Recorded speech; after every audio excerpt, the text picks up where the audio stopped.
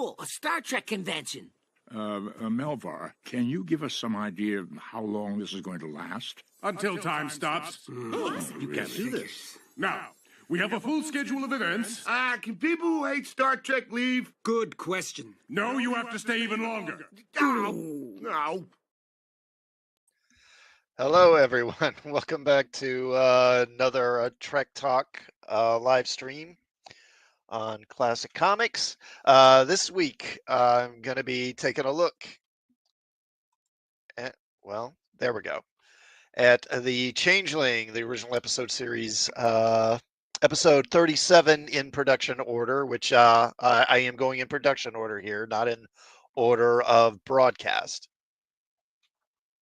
It's definitely a solid episode, a good one. I think it's a pretty popular one with most fans. And it does, of course, one has to note that the plot of this episode was subsequently repurposed for the motion picture, and among other things, actually. Okay, so now, as always, I'll be reading from the book, These Are the Voyages by Mark Cushman for behind-the-scenes information on this episode. So to start here, this is from an NBC press release. Following a series of space attacks, the Enterprise captures its adversary, a cylinder containing a voice which announces itself as Nomad. In the Changeling on NBC's television network color cast of Star Trek this evening at 8:30 p.m., Mr. Spock, after correlating all information, determines that Nomad is the space probe launched from Earth in the year 2002. The cylinder reveals that it was sent to probe for biological impurities and destroy all that is not perfect. When Nomad kills Scotty, then brings him back to life and erases the memory of Lieutenant Uhura, Captain Kirk devises a plan to destroy the threat.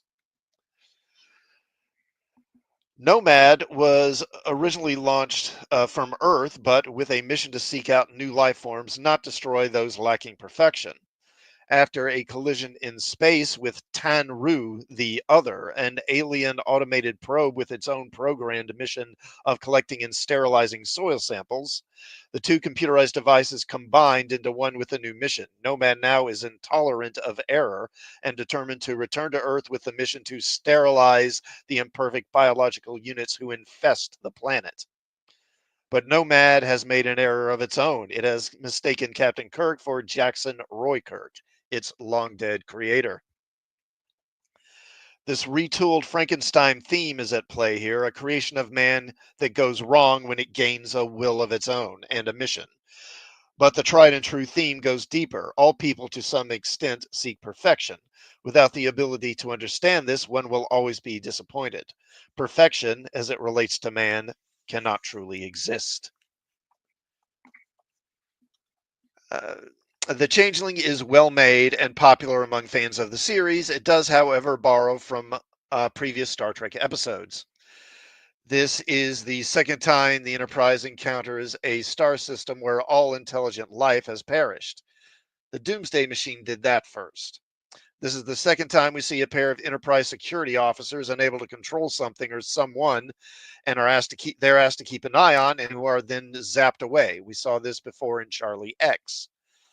This is the second time Star Trek paid homage to Frankenstein. It was done before in What Are Little Girls Made Of? This is the second time Kirk uses logic to defeat a computer. He did that with Landru in The Return of the Archons. And it won't be the last time he does that, definitely. And this is the second time we see Kirk rid himself of a problematic threat by beaming it into space. He did this in the previous episode, Wolf in the Fold. This is the third time Spock administers a Vulcan mind meld in an attempt to communicate with an alien or unlock repressed memories. The first time was in Dagger of the Mind, and the second was The Devil in the Dark. This is the second time we see Scotty hastily leap before he thinks. He did that before in Who Mourns for Adonis, and in that one he was nearly killed. And with that, there is another recycled idea, this time borrowing from Shore Leave and Amok Time. In the first, McCoy died, and in the second, Kirk died or seemed to, and now it's Scotty's turn. Gene Coon, who was quick on the typewriter, was equally quick to reuse plot devices, whether writing a script of his own or guiding or rewriting one someone else had written. He believed all was fair in love and writing, and as long as the end product entertained and enlightened, but the critics did not always agree. Looking over the reviews from Gene Coon's career as both a writer and producer, he was often criticized for not always connecting the dots in a storyline. For example, for a movie called The Girl in the Kremlin, the critic of Weekly Variety wrote, quote, "The screenplay written by Gene L. Coon is more often than not illogical, with the hokum laid on thick. No trouble is taken to explain many of the situations in such far-fetched surroundings, and as a result, they're not very convincing. There are certainly some holes in logic during the entertaining and enlightening tale of the Changeling. The energy bolts launched by Nomad at the Enterprise, we are told, are the equivalent of 90 photon torpedoes. It is surprising the shields can withstand even one of them, let alone 4. Later, we are told Uhura's mind is wiped clean, but that she can be re-educated from kindergarten to advanced college level in a matter of a week or two. And then there is Nomad's bag of tricks, like raising the dead and absorbing the energy of photon torpedoes. Nothing is explained. We are asked to accept it all without question. As a writer or a producer, Kuhn delivered some of Star Trek's most entertaining and meaningful stories. On the other side of the coin, many of the episodes he presided over were also the ones which leaned most heavily on formula as well as suspension of belief. But all nitpicking aside, The Changeling is certainly a clever and enjoyable Trek. All right. Before I go any further, for those who watch the stream or are catching on a rewatch, please do sub to the channel and please do like the stream while you're here. I always forget to say that. Okay, so this episode starts with the Enterprise approaching the Malurian system to check in on a science team that is stationed there. However, as they approach, there is no response to their hails. And Spock reports that sensors show the entire system to be completely devoid of life. Hold on, I need to take a drink of water right quick.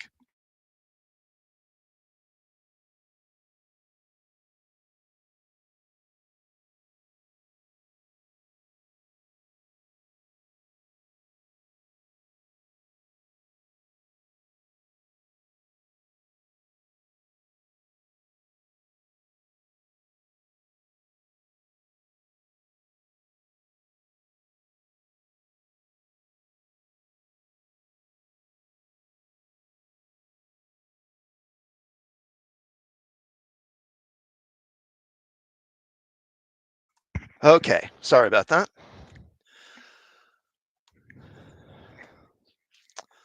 Okay. So they're approaching Malurian 3, and there is no response to their hails. Spock reports that sensors show the system devoid of life. Before they can learn more, the Enterprise comes under attack from an unknown force, and Kirk orders a red alert. They are hit by a massively powerful weapon, and Spock says that 3 more such hits will destroy their shields entirely. They're struck a second time before Spock can pinpoint the source of the attacks, and Kirk orders Sulu to hit it with a photon torpedo. And I noticed rewatching it that in this shot here, where the crew are kind of flailing around, they actually yank this the navigation station. They actually kind of yank it up off their housing. It actually comes loose in a way I'm pretty sure it isn't supposed to. Okay, and this is written by John Meredith Lucas, and I'll talk about him later because he's certainly an important figure in Star Trek. And directed by Mark Daniels, who, of course, by this point is one of Star Trek's sort of house directors, along with Joseph Pevney.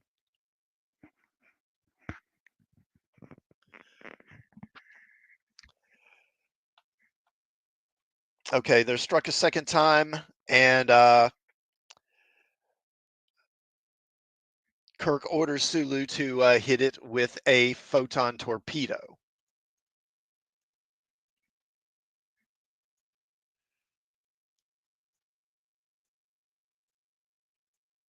And after the torpedo hits, Spock announces that the energy from the torpedo was absorbed by the target. Then another attack is launched. And I love this look from Kirk here when he hears it's absorbed the torpedo energy. He's like, what?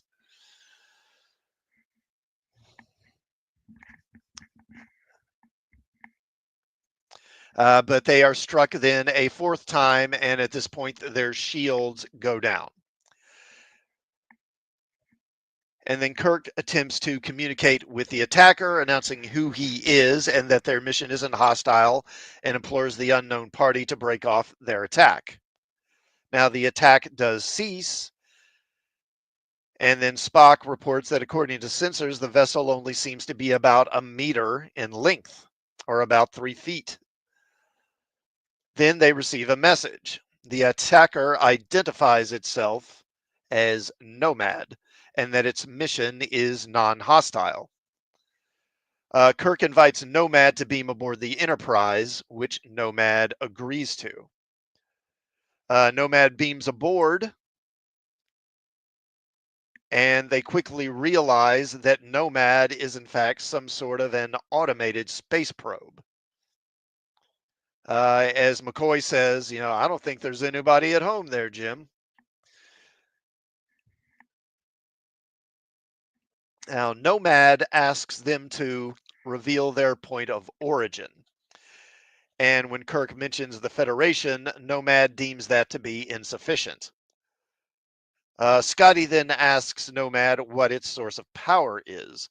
And Nomad states that its source of power has changed, saying that much was taken from the other, and then simply reiterates that it is Nomad. Kirk and Spock recall that a probe called Nomad was launched from Earth in the early 2000s, which was reported to be destroyed. Then Nomad insists on studying their star charts.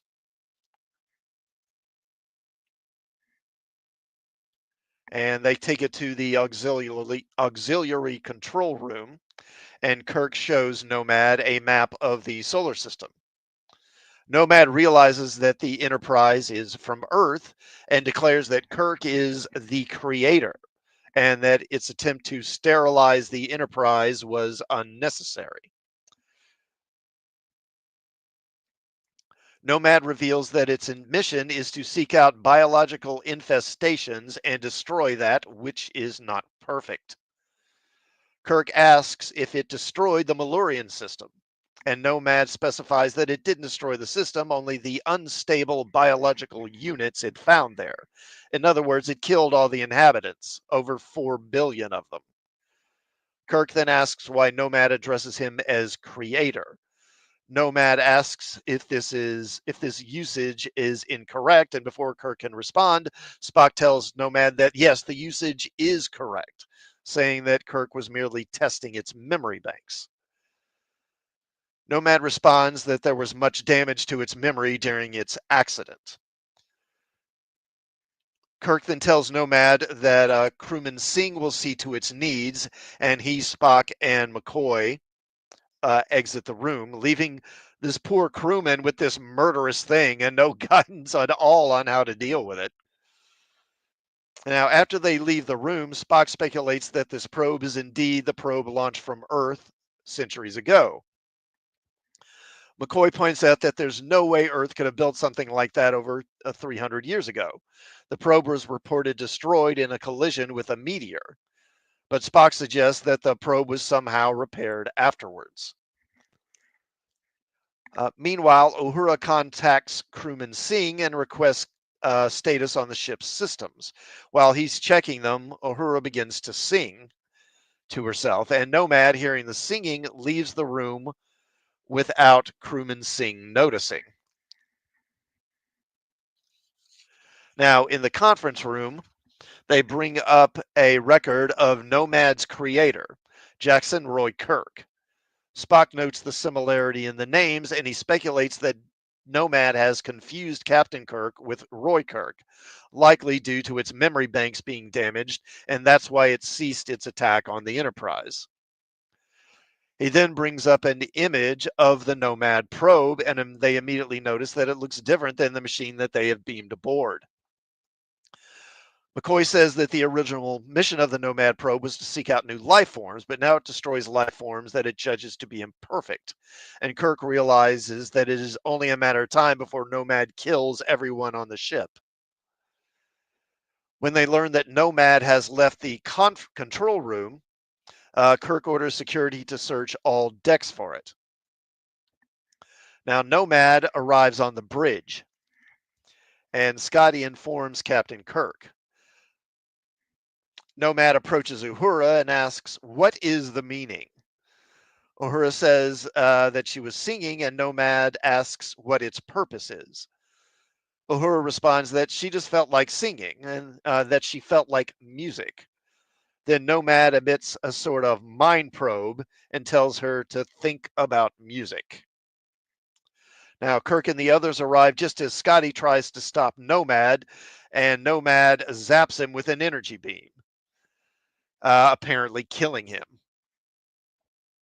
Oh, yeah, and I forgot to point out. So, in this episode, let me go back earlier. So, crewman, actor Eddie Paskey, who is, one of the background guys they have on the bridge all the time, he's actually up at the navigation station when normally he is sitting back here at the engineering station wearing red. And apparently for this episode, they put him up here in the gold because, when they show shots of the view screen, you can't see it here, but when they show shots of the view screen from Captain Kirk's perspective, you often see the crewmen sitting, in front of it. You see their backs and their shoulders, and you see their uniforms, and of course they're always wearing gold, and that's why they had to put Paskey in a gold uniform. Okay.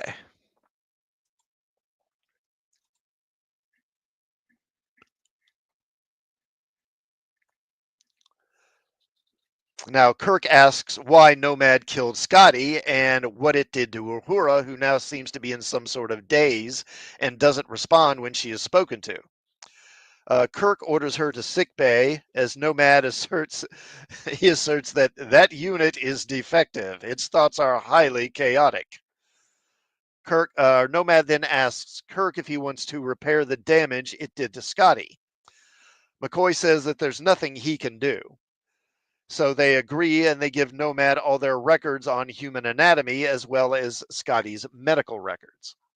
And I did notice, because I was watching through the episode, because obviously there are scenes where Nomad is on a wire or something, because that must be how they're doing it. And I'll get into all they did with Nomad because they use 3 different props for Nomad in here. There's 3 different versions of him.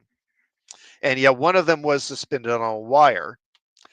But the only time I actually noticed the wire was in this scene because it floats from the navigation or helm station over near Spock's station. And in that shot, there's one shot where I could kind of see the wire. But other than that, you never see it. And that's because actually a lot of the shots there isn't a wire because they did different things with it.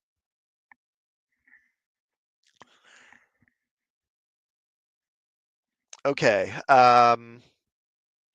So after he heals up Scotty and brings him back to life, basically, Kirk then orders Nomad to fix Uhura, but Nomad says this is not possible, saying that her memory banks have been wiped clean and they cannot be repaired. Spock then suggests that Uhura will have to be re-educated, and McCoy agrees. Kirk orders security to take Nomad to a cell and keep it there.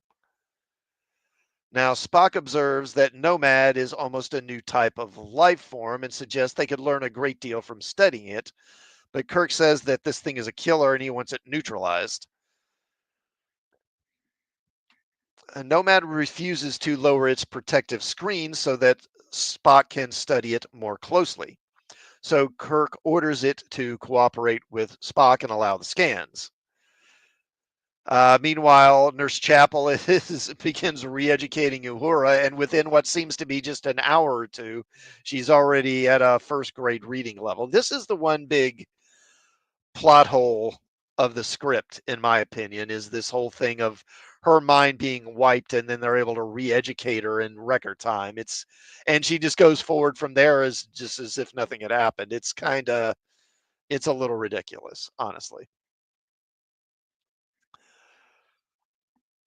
Now, Spock informs Kirk that he can't gain any more information from studying Nomad and suggests that a mind meld might allow them to learn more. Kirk agrees and he orders Nomad to permit the mind meld, which it does. During the mind meld, Nomad seems to take control of Spock's mind. And eventually, Kirk removes Spock from the room. During the mind meld, the Nomad speaks of being damaged and speaks of the other, which he refers to as Tanru. Kirk removes him from the room, and the security guards raise a security field, force field to keep Nomad in the cell. Now, after the mind meld, Spock reveals that Nomad was damaged by the meteor collision, and then it encountered another probe of alien origin. This probe, called Tanru, was originally programmed to collect and sterilize soil samples. The two probes merged together, and their programming was merged as well, resulting in Nomad now wanting to sterilize imperfect life forms. Obviously, this takes quite a bit of, suspension of belief, as mentioned before. A lot of this really, you have to kind of wave it away as the kind of, any sufficiently advanced form of technology is indistinguishable from magic, and it can kind of do whatever. Because there's really no way to explain some of this stuff in any conventional way.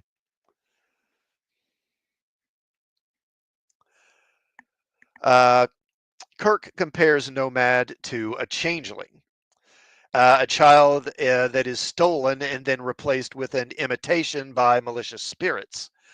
And he laments that Nomad is convinced that Kirk is its mother. And Spock observes that that is the only thing that is keeping them all alive. Meanwhile, Nomad decides to leave its cell and passes through the force field easily. When security tries to stop it, Nomad kills both of them.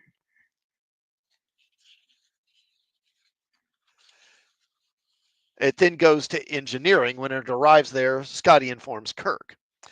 Then it tells Scotty that the antimatter input valve and some other ship's functions are inefficient and begins repairing them. The Enterprise begins to accelerate, reaching warp 10, which should be beyond the ship's ability to attain. Kirk arrives and he orders Nomad to cease its activities, and it obeys. Spock arrives and tells Kirk that the security guards that were watching Nomad are missing and are likely dead. Kirk asks Nomad if he killed the guards, and it observes that biological units are very inefficient. Kirk becomes furious and he tells Nomad that he himself is a biological unit.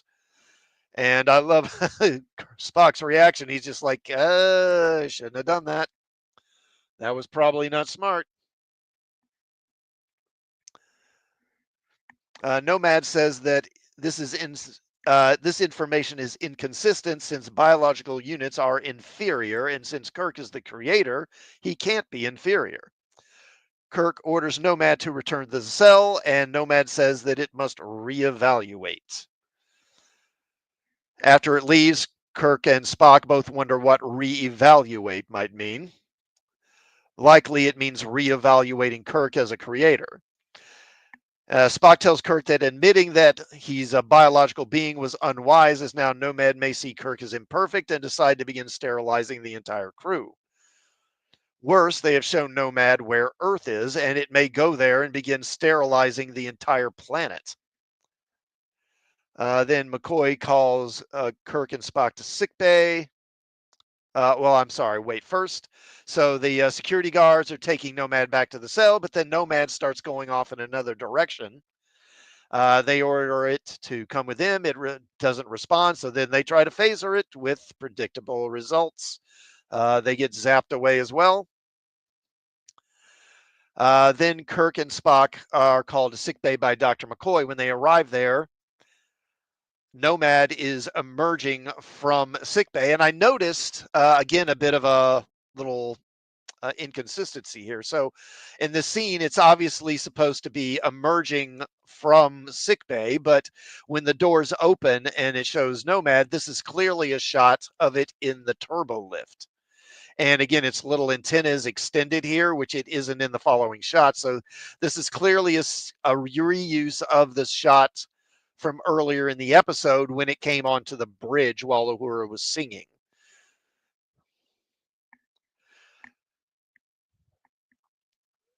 Okay.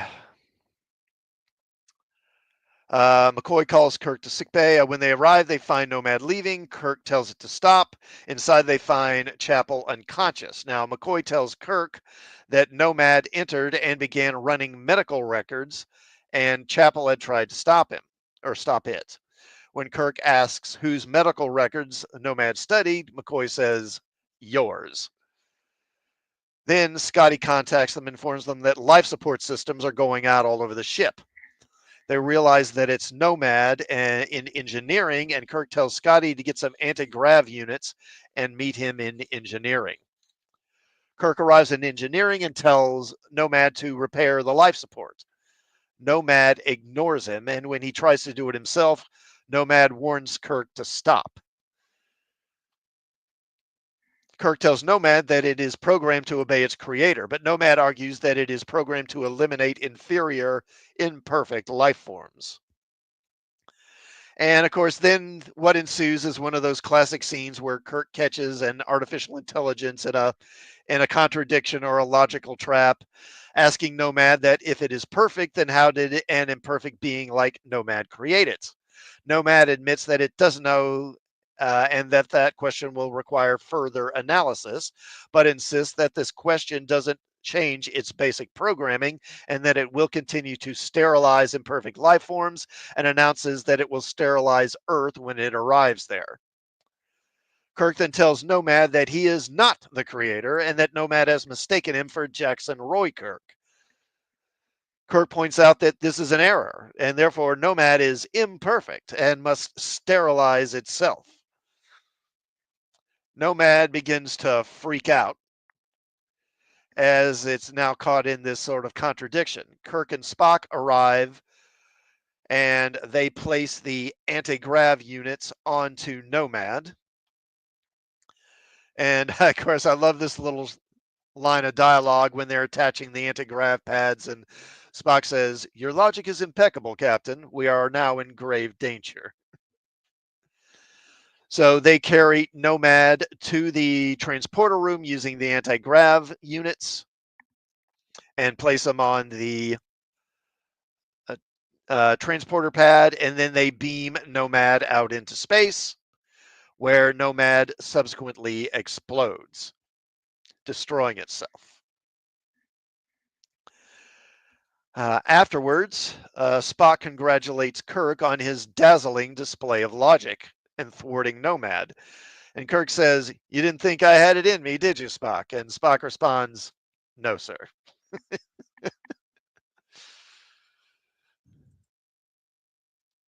Hello, James Breeden. Hello, sir. This shows how you interact with AI. You are the master of the machine, or the machine is master of you. Just a thought. Great episode. Thank you. Well, thank you for commenting. Yeah, it's and it is interesting because this is becoming increasingly not just like the realm of science fiction, but a reality. And how are we going to deal with this stuff as these machines get smarter? And it's pretty much only a matter of time before they get smarter than us, which is in some ways it's exciting, but also terrifying in a lot of ways. And yeah, that's probably going to be one of the defining issues of the 21st century is going to be how we interact with AI. Okay. Yeah, and after he says no, sir, Kirk is a bit crestfallen, like, oh, I didn't think you'd say yes. I was saying that rhetorically, Spock. McCoy arrives and tells them that Uhura's re-education is progressing well, and she should be able to return to duty within a week. Yeah. Then Spock laments the loss of Nomad, noting that it was a remarkable instrument, but Kirk says, nah, that thing was dangerous, good riddance. Then he asks Spock what Spock is sad about, since it was Kirk that lost a child, not him, noting that Nomad thought of Kirk as its mother. Then he observes how effective Nomad was at healing Scotty, saying, my son the doctor. Kind of gets you right here, doesn't it? Of course, Nomad was the one that killed Scotty in the first place, but yeah, whatever. So yeah, definitely a classic episode. I give this one a grade of. I'll go with A minus. I might have gone with an A, but honestly, the kind of silly stuff with Uhura having her mind wiped and all that, and then being re-educated, it kind of brings it down a bit. So I'll give this one an A minus. But overall, definitely a classic, one of my favorites. Okay. Let me take a drink of water again here, right quick, just a moment.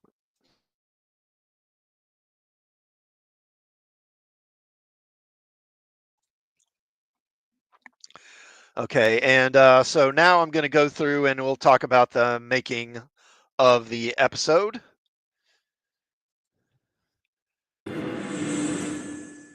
Cool, a Star Trek convention. Melvar, can you give us some idea of how long this is going to last? Until time stops. You can't do this. Now, we have a full schedule of events. Can people who hate Star Trek leave? Good question. No, you have to stay even longer. No.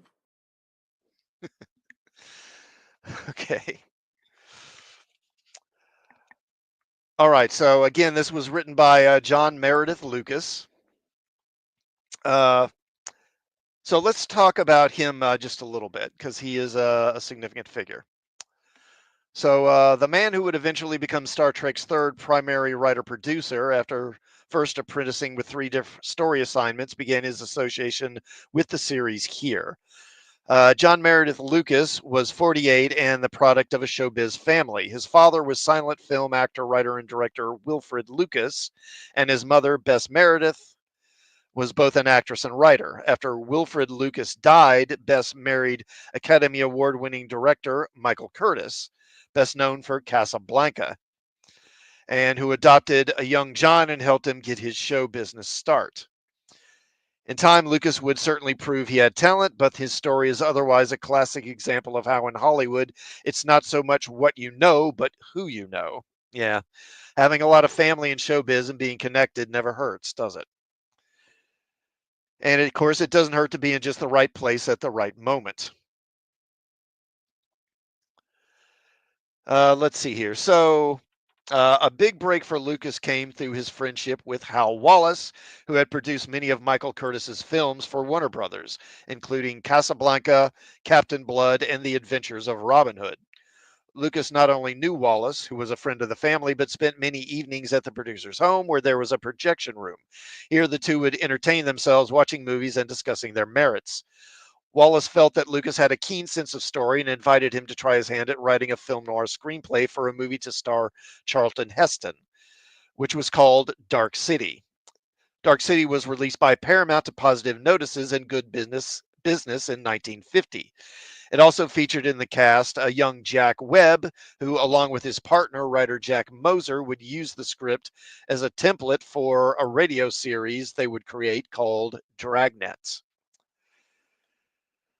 Work for Lucas soon followed at Universal. I keep wanting to catch myself when I say Lucas because I keep thinking George Lucas, but it's including writing Tumbleweed, a Western for Audie Murphy. While there, the studio provided Lucas with a bungalow to work from. One bungalow over was Jack Webb's former partner, writer-producer Jack Moser, who had just finished a movie for the studio and was now preparing to start work on a TV series he created called Medic. As payback for borrowing from Dark City for Dragnet, Moser invited Lucas to write for Medic. Having an interest in medicine and having no further interest in doing B movies, Lucas accepted the offer. He later recalled, after writing several scripts which I felt I had made myself, if not irreplaceable to Medic, at least desirable to keep around, I told Jim Moser I wanted to direct my next script. The idea was not greeted with great enthusiasm, but was finally agreed to. When Medic folded, and I should probably, let me bring that up.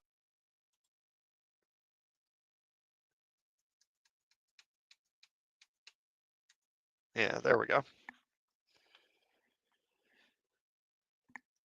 When Medic folded, Lucas returned to Columbia Pictures. During his previous tenure there, he had made valuable friends, and with some directing credits to his name, he was able to work for the studio's newly formed television arm, Screen Gems, as both a writer and director. After this, he apparently wound up getting a job working with Desilu as a writer for Mission Impossible, which, of course, Star Trek was also a Desilu production, and so he wound up working on the Desilu lot. Lucas had first learned of Gene Roddenberry when both worked on a Screen Gem syndicated television series, Whiplash, which starred Peter Graves, later who would star on Mission Impossible. Roddenberry did several scripts, as did Lucas, who also worked on the half-hour Western as an associate producer and director. The series was actually filmed in Australia, which required Lucas to move his family and spend the better part of the year overseas. And I didn't know they did that. I didn't know they would film stuff over in Australia for American television back in those days. The hard work and the responsibility that went with it gave Lucas increased status upon his return to the States.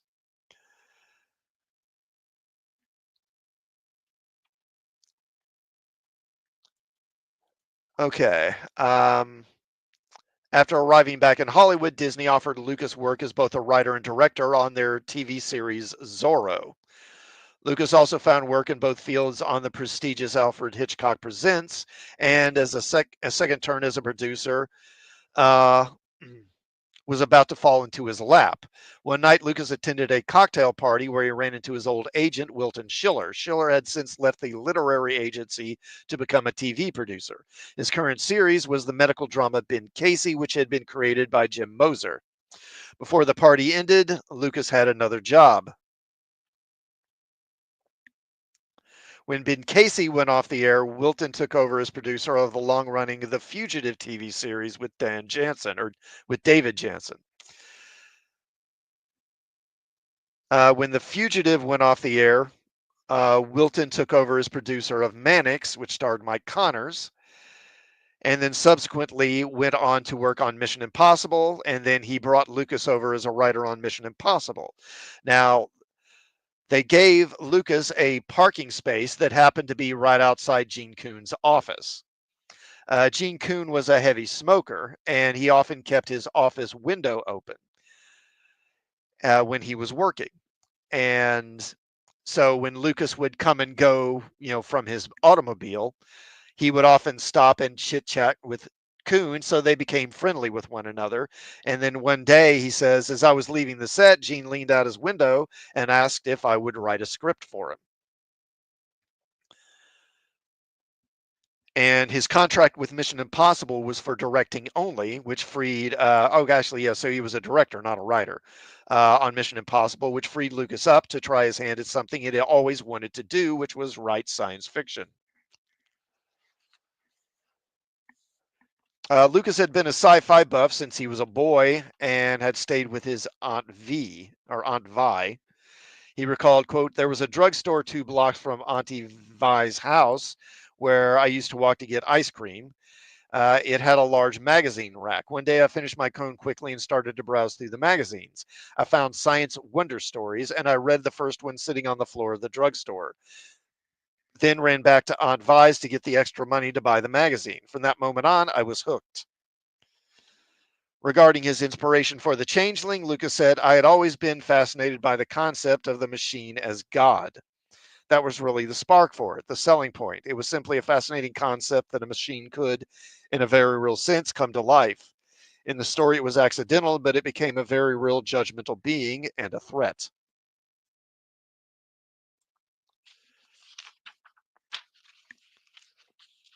Okay. Another spark may have come to Lucas in January 1965 from an episode of The Outer Limits. Being a fan of science fiction, Lucas would certainly have enjoyed The Probe, an episode which involved an alien automated craft which lands in the oceans of Earth after encountering one of our own deep space exploratory devices and nearly kills all it encounters because of its programming to sterilize. The similarities began and ended there and were otherwise so unrecognizable that even the normally diligent Robert Justman, who had worked on The Outer Limits, did not make reference to this while reading the story outline and teleplay for The Changeling. Gene Kuhn was also intrigued by the machine as God concept and bought more than one for the second season, the other one being the next episode up, which is The Apple. The Machine is a God story, and The Changeling was even more engaging for Kuhn and later for Roddenberry because it was topical. NASA had been sending unmanned probes in search of scientific data and new life since the late 50s. In 1960, Pioneer 5 was the first successful interplanetary space investigation launch. Voyager, which was still a decade away from launch but planned as the first space probe to leave the solar system and head into deep space, was already on the drawing board. Voyager was even mentioned in early versions of the script, although it would later get written out. The hook for this episode is, what if one of these probes in the near future were to encounter the alien life and information it sought, life and information that would come back to haunt the probe's creators? As for the title, a changeling in European folklore, that is the offspring of a fairy troll or elf secretly left in the place of a kidnapped human child. Changelings could be identified by their malicious temper and otherwise unpleasant traits. Now, in the story, the robot ship, in the original draft, the ship is called, there's a robot ship called the Mariner, which has been designed to think for itself since it would travel out of communication range from its creator on Earth. And this isn't a little space probe. This thing's like the full size of a ship. They don't say specifically. Unlike in later drafts, Mariner did not meet and merge with an alien probe called the Other. Instead, it made repairs to itself after a meteor collision on its own. Because of its corrupted thinking, Mariner, instead of merely seeking out life, began seeking out perfect life. Creating a backstory which would account for Mariner's skewed thinking, Lucas explained that it was built in a clean room with every precaution taken to protect it from dirt and bacterial life forms.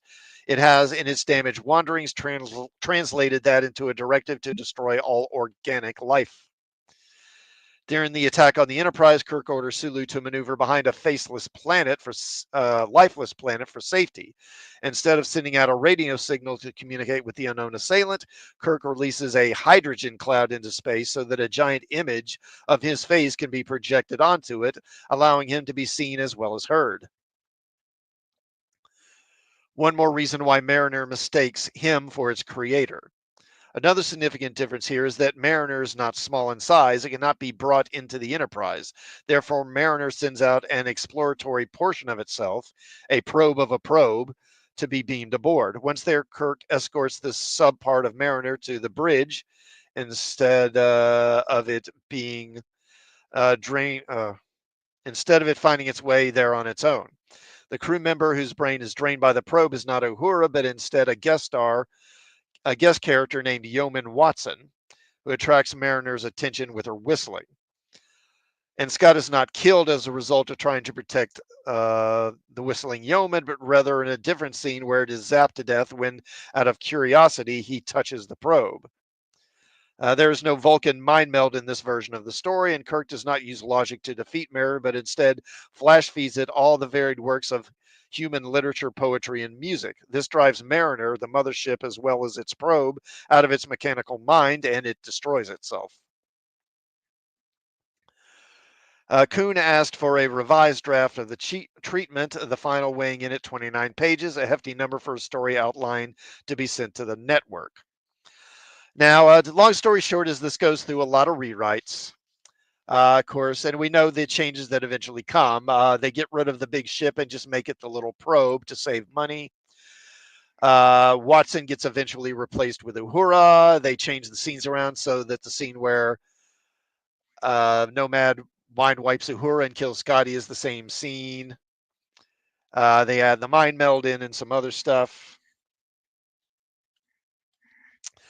2 weeks later, at the end of April, Lucas sent in his second draft teleplay, dated May 1st, 1967. There was only one Mariner, or actually, it's called Altair at this point instead of Mariner. They changed it.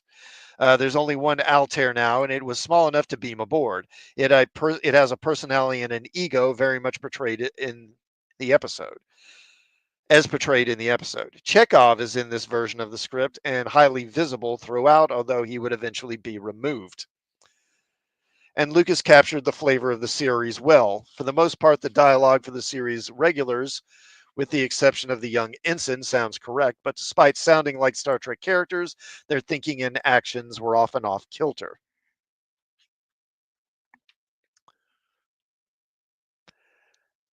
Let's see. And again, they go through another round of rewrites. Because originally, when it comes on the ship, Kirk just takes it straight to the bridge. And then he repeatedly leaves the bridge so he, Scotty, and McCoy can go to the conference room and talk about Nomad, leaving Nomad on the bridge unattended. And then it drains. Then they get called back because it drains Uhura's mind. Then they leave again and go back to the conference room. Then they get called back again because it kills Scotty. Then they leave and go back to the conference room again. Then it gets called. Then they get called back again when it tries to overclock the engines and blow up the ship. So it was just very repetitive, and it makes Kirk seem really dumb. So they wound up getting rid of all that and reworking it extensively.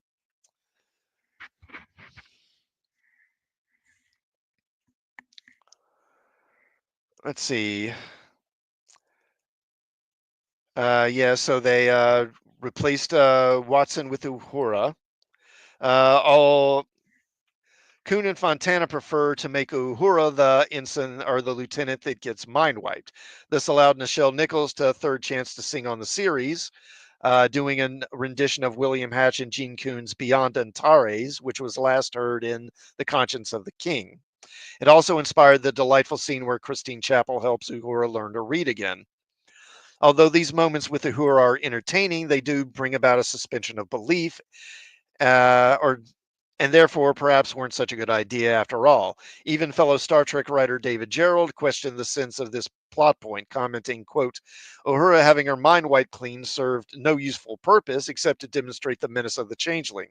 As a result, this terribly loose end forces her to relearn everything. But fortunately, she does so within a week and is put back at her post in no time. So she's back there at the next episode. Yeah, again, that's kind of the big plot hole in this. And my thinking on that is just that her memories were not really wiped clean. That basically she was just kind of temporarily wiped her mind, and it was like amnesia, really. And eventually, it wasn't so much them re-educating her as them helping her sort of exercise her mind and bring her memories back, sort of reawaken her memories. That's how I look at it, because I think that makes more sense than they're able to actually re-educate her from being basically an infant to being a Starfleet officer in like a week. It's just ridiculous.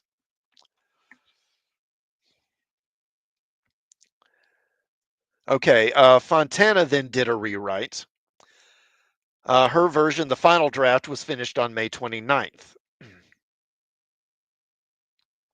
This was the first version of the script to be shown to the cast.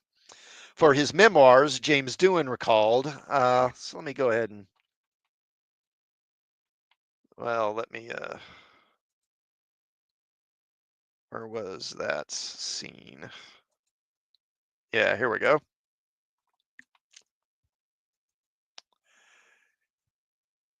And well, I don't really have a good shot of Scotty in that one, unfortunately. So James Doohan in his memoirs recalls, quote, "So there I was reading the script, and I get to the end of the second act.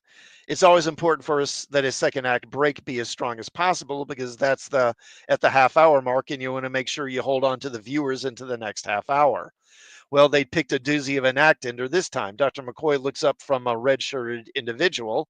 He's just given one of his customary examinations, which consists of checking for a pulse, and that's pretty much it."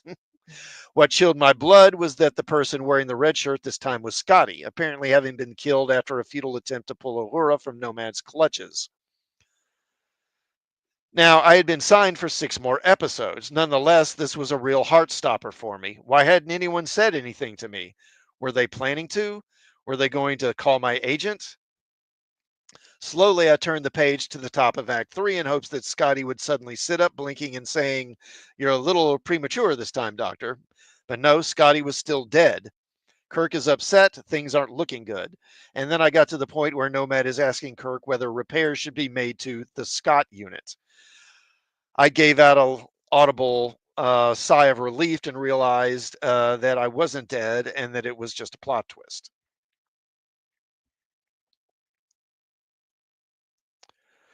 In comparison to various drafts of the script, it's fair to say that at least 50% of the dialogue in the film version of this episode came from Fontana. But as with Cat's Paw, DC refused acknowledgement. When asked about turning down a screen credit on The Changeling, she said, quote, "Generally speaking, a dialogue rewrite was given on a lot of freelance scripts and not just on Star Trek. The simple explanation is we were on the show all the time. We saw the dailies, rough cuts, and final cuts, and we simply had more of an ear for our characters' voices than outside writers. Generally speaking, that kind of revision did not impact the original writer's credit."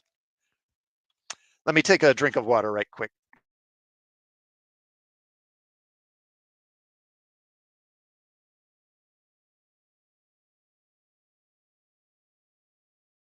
Okay.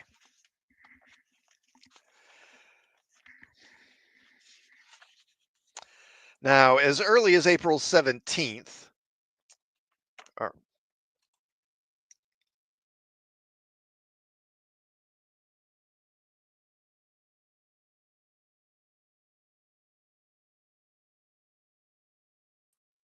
okay. Now, sorry, I got mixed up here. All right, now, as early as April 17th, Justman was unhappy with the written material thus far and did not want to also be unhappy with the prop that would be needed to realize the menace in this episode. He wrote to Kuhn, "We had better try to be very clever and have Mr. Jeffries design a spaceship that can be built out of styrofoam so that it will not have too much weight and so that we will be able to use the very thin threads to suspend the ship. The thicker the thread, the easier it is to see them and the more difficult it is for us to conceal them." Roddenberry disagreed about the styrofoam. In a memo from May 8th, he suggested to Kuhn that Altair would have to, or Nomad later, would have to be, quote, "mostly supported from underneath so that it should look heavy, complex, and capable of doing everything we say it does. Quote, "It is most important that we build an excellent and totally believable Altair. This is our guest role. I know that it will cost something and will take a little time to have it glide through the vessel and do the various things it does, but I think you will agree with me that to do any less would be as bad as trusting an extra in a guest star role." By June 1st, Justman was happy with the script as rewritten by Fontana, with Altair now renamed Nomad. Justman anxiously wrote Gene Kuhn, "If we could get the Nomad built and functioning in time, this could follow a mock time on our shooting schedule. Of course, it would take longer than that." Nomad, both the original design, and I should probably bring up a image of Nomad here. There we go. Both the original design is launched from Earth and the one that merged with the alien probe was the creation of Matt Jeffries. And yeah, there's the image of the original probe. And it's, I've always thought that the image of the original Earth probe looks more advanced than the prop to me. So I always thought it was kind of odd that that one is supposed to be the more advanced one. The building of the ego-driven machine, however, fell into the lap of special effects wizard Jim Rugg. The trick in having Nomad move, as Justman suggested, was to keep it light enough to be supported by thin and virtually invisible wires, and yet, as Roddenberry suggested, it had to look heavy enough to appear formidable and believable. This would require support from a dolly below. The answer was to have more than one Nomad prop. Director Mark Daniels said, quote, "The Changeling was another one that required a great deal of ingenuity. We had to have 3 different Nomads mounted in 3 different ways. One on a wire, one that could hover in a room, and one on a dolly to be moved through corridors and onto the bridge and on the floor. You couldn't take one that was on a wire through a doorway, hence the dolly system. But if you wanted to see Nomad in all its authority, you would put it on a wire." Vic Perrin, the control voice from The Outer Limits, was selected to speak for Nomad. This would be his second time his voice was heard on Star Trek. He also voiced the Metrones in Arena. We are the Metrones. Quote, "I was on set for that one," Perrin said of the Changeling. Quote, "Normally you would do the voice afterwards, but the robot had flashing lights that had to be synchronized to my voice." Blaisdell Mackey, I'm not sure how you pronounce it, played Lieutenant Singh. In Space Seed, he had played Lieutenant Spinelli. The native Hawaiian worked for 12 years in television, mostly as South Seas Islanders in series such as Hawaiian Eye, or as American Indians or Mexican bandits in numerous westerns. Also on camera was director Mark Daniels, who posed to have his picture taken as Jackson Roy Kirk. And for the portrait, he wore Scotty's dress uniform top. So that's Mark Daniels, the director, right there, wearing Scotty's outfit.